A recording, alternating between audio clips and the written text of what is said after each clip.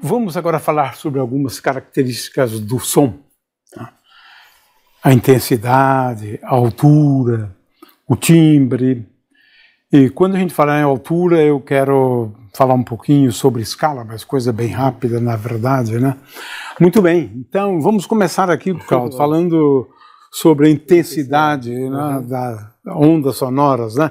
Porque para elas a gente usa uma escala diferente das demais, né? É mais útil utilizar uma escala diferente, né? Sim. Bom, a intensidade, na verdade, é a pressão sonora, né? Porque o som são ondas mecânicas e a pressão que ela exerce numa determinada superfície, a gente pode medir como sendo uma intensidade, né? A energia ou potência por metro quadrado, né? Watt por metro quadrado. Isso seria a intensidade sonora, né? Que a gente pode, inclusive, levando em conta a sensibilidade do ouvido, ser medida em decibéis. Quanto decibéis, de energia, né, por unidade de área, por unidade de tempo, a onda transporta, né? Isso. E a escala utilizada, levando em conta a sensibilidade do ouvido, né, uma escala logarítmica, né, é a escala decibel, né, que o plural é decibels, né, não decibéis, mas decibels. E isso é uma coisa fácil de ser medida usando um decibelímetro, né, que hoje em dia tem aplicativos no celular, muito simples, né, muito fáceis de conseguir, gratuitos, né, e você pode medir a intensidade, né, os decibéis, né. Então isso seria a intensidade. Agora, quando você leva em conta a sensibilidade do ouvido humano, que é diferente para cada frequência, então nós chamamos de volume do som, né? Então quando você tem um aparelho de som cuja intensidade está começando a incomodar, a gente diz, o volume está muito alto, né?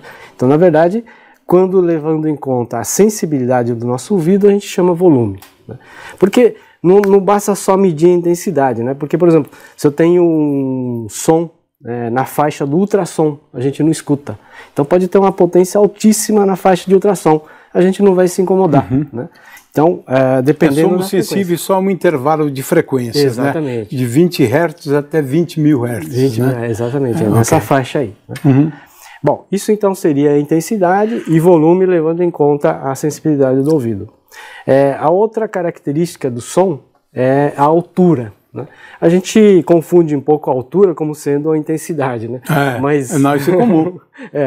A altura, na verdade, está relacionado com a frequência, né? Ou seja, graves e agudos, né? Então aqui nesse xilofone aqui, a gente pode dar exemplos, né, de vibrações graves, né, som grave e sons agudos. O xilofone aqui nada mais é do que hastes, né? São barrinhas de alumínio, né? E conforme você toca, ela vibra, né, no seu modo fundamental. Lógico que ele tem vários harmônicos, né? Mas cada uma vibra, né, numa determinada frequência. Ela vibra e com isso o som também vai vibrar. Então a altura está relacionada exclusivamente à frequência do som. A frequência, isso. Por exemplo, quanto menor a frequência, os sons são mais graves, né? Mais graves, né? Isso. E quanto maior a frequência, os sons são mais agudos, né? Isso. Por exemplo, aqui eu tenho uma haste, né? Uma barrinha mais curtinha, né? Então ela vibra mais rápido do que uma haste mais comprida, né? Então ela vibra mais lentamente. Com isso a frequência vai ser maior, ou seja, mais grave, né? E aqui mais alto, maior a frequência, mais agudo. Então aqui temos sons com diferentes alturas. Exatamente. Né? Uma altura para cada haste, né? Tecla dessas aí, não é? Exatamente. E o detalhe aqui do xilofone é que tem uma cordinha aqui embaixo para que ele possa vibrar mais livremente, né? Ela não pode ficar diretamente na madeira, né? Porque aí ele pode amortecer essa vibração. Então é colocado uma corda para ele poder vibrar mais livremente, não ter tanto amortecimento. E a outra característica do som é o timbre.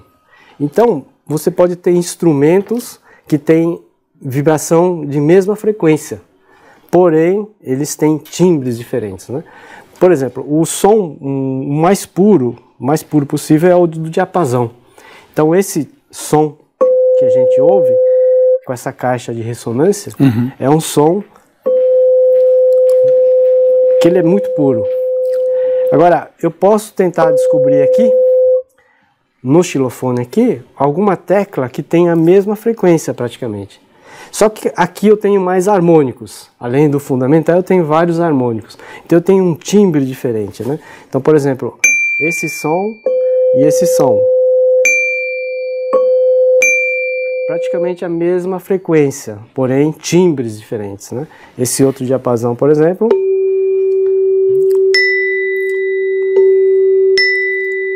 Então, a gente associa o timbre, né, ao conjunto de frequências, né, exatamente, que compõem aquele som. Aquele né? som. É um som periódico, né? Então é uma questão de decomposição espectral, na verdade. Exatamente, né? Tem vários harmônicos. Né? Ah, interessante.